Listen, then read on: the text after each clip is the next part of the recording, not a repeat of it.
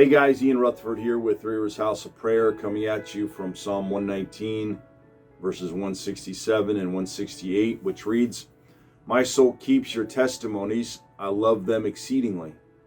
I keep your precepts and your testimonies, for all of my ways are before you." Well, these two verses span the idea of the fear of the Lord.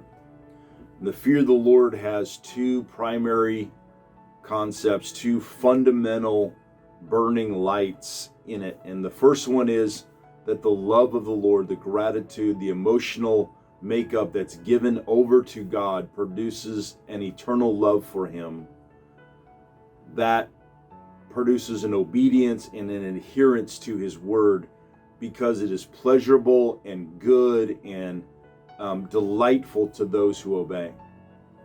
And on the other side of this verse in Psalm 168, it's not on the surface, but the basic idea is, I'm going to obey you because I know my life is before you, and you are the judge and the jury of what my life will produce. The final consequence of my life is evaluated not by my peers, not by my opinions. The final consequence of my life is evaluated by God and God alone. And that power to understand produces the other side of the fear of the Lord, which is a genuine reverence and a genuine awe and a genuine sense of, I want to obey the one who will evaluate my life eternally. The whole idea of the fear of the Lord, there are two torches that burn in the concept of the fear of the Lord. And that first torch is the fiery passion of the love of God that transforms our soul, our emotions, it changes our mind, it changes our emotions, it changes that internal makeup to say, it is delightful to obey. I want to delight in obedience. I want to delight in you, and as an extension, obedience is the consequence. Well, that other torch is what I would say is rooted in the judgment of God, or in the judge, and that is the brightness of His righteousness and the totality of His godness will ultimately determine my fate.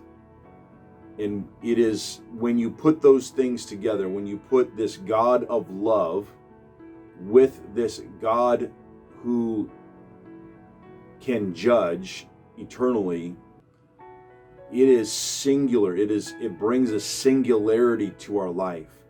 We pursue the Lord because of pleasure, and we pursue Him because in His graciousness, as we pursue Him and obey, we avoid pain. We avoid the trauma of a negative consequence at the end of our life. Not a popular opinion, not a popular concept. You hear so many people say, I don't like fire and brimstone preachers, or I don't like to think about the consequences. We've been forgiven. There's grace.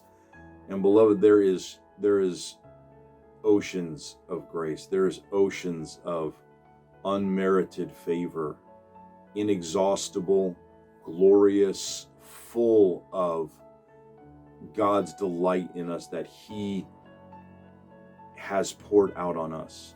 There's also mercy, that He actually withholds what we deserve in our actions, that He looks at us and says, you actually deserve a far more severe consequence for your life, but I'm holding it back because of how I see the righteousness of my Son covering you. Well, those are great reasons to obey, and that's the first part of this verse, and that is, we have gratitude and love and a sense of thankfulness that cause us to live into obedience. But the fear of the Lord is incomplete without the expression of the judge, without the expression that God's judgment, no matter what our opinion is, no matter what our philosophy of life has been, no matter how successful we have been financially, relationally, with fame, fortune, no matter how, quote, good our life is, God ultimately determines where we go for eternity. And that's what this writer is saying. He goes, I receive, I take in your precepts, I take in your testimonies, I see how you relate to other people, because I know all of my ways, in the secret place, in the public place, with my family, with my finances. All of it is before you. Well, to the righteous person, this is actually a gift. This is actually an opportunity for the person seeking righteousness to go, you in your gracious loving care will inform me and instruct me and lead me into a love that produces a positive consequence of obedience. To the unrighteous, this is a rageful statement. This is the ultimate injustice, that they cannot keep their sense of independence from God. And it's what the human heart rails against, that God in his sovereignty, despite our rebellion, chooses to hang on to us and evaluate us according to his righteousness. It's God being God. It's God, the God prerogative, that he happens to think he's all powerful, and that he can do and say what he wants with human lives, despite what they think of him. And this is a troubling thing for many people. But beloved, I want to say to you, if you love Jesus, that phrase, all my ways is before you, is a remarkably kind door to walk through, to say, Lord, you want to bring something to my life. You want to bring a different evaluation that I can cling to, that I can turn to, that you want the best version of me to emerge. You want all of me, and you are willing to examine all of me to produce the beauty of the Lord in my life. That is the gratitude that comes with the fear of the Lord. That is the glory that comes with the fear of the Lord. Our delight, our ability to savor God, both in love and in the sense of him being a judge, to go, Lord, you want to cultivate my life. You want to curate my life in such a way that it reflects your righteousness. Yes, poke where you need to poke. Reveal where you need to reveal. Be great, because you will do it graciously and kindly. All of my ways are before you. Why is my instinct to hide if you already know?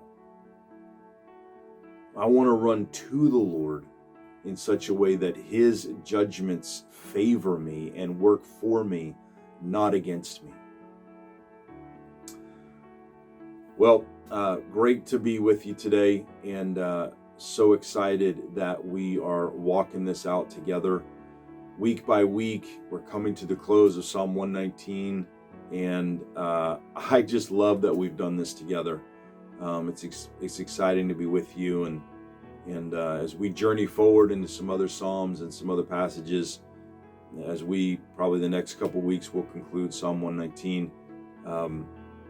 Lots of different things to go over and to meditate on, and at the end of the day, to be able to enjoy the Lord through Scripture.